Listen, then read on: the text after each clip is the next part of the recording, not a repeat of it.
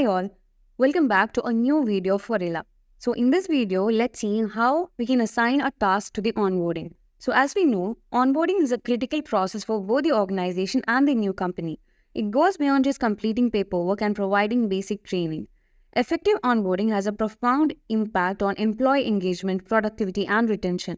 So it is very important for a company to have a proper onboarding process after the recruitment. And there may be different tasks that are associated with each onboarding stages according to different companies, and it is very important to manage those tasks properly for the smooth running of the company. So let's see how we can manage that in Horilla.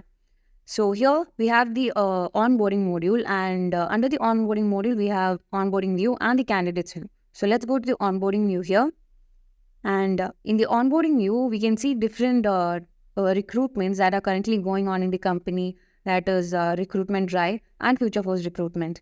And under each recruitment, we have different onboarding stages. So that is, when a candidate is hired through that recruitment, he or she must go through these onboarding stages.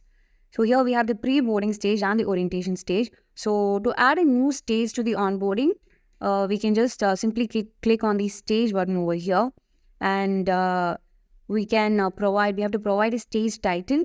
So let's say role-specific training.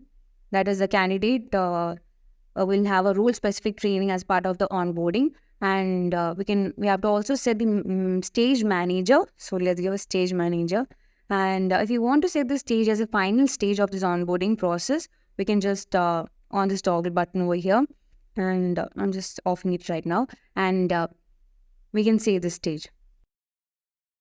So here we can see that the stage has been added under this onboarding. So for in the each stage, we can see the candidate name, the email, the job position, the mobile, the joining date, the portal status, the task status, the stage which they are currently in, and we have some options here. And here we have the task button. So if you want to create a new task for this in this onboarding stage, we can click on this task button over here. And we have to give a task title, the task manager, and we have the candidates option also. So let's give a task title, let's say asset allocation.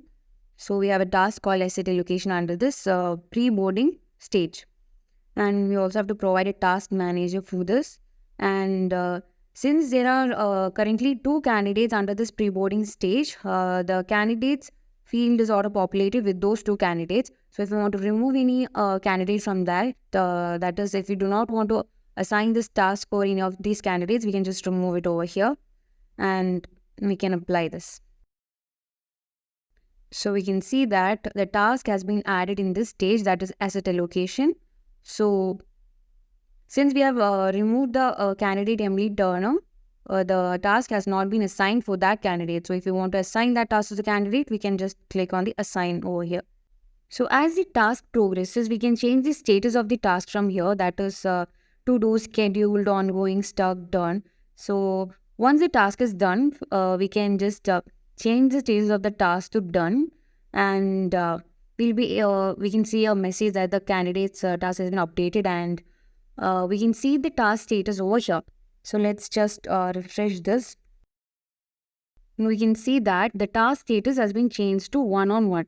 That is, we only have one task over here, and that task has been completed for Mia Reed. So we can see the task status as one-on-one.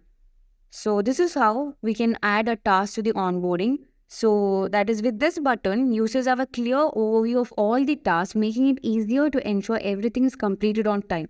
So it is a very user-friendly tool, and it enhances the efficiency of the organization. So hope the concept is clear. Thank you for watching.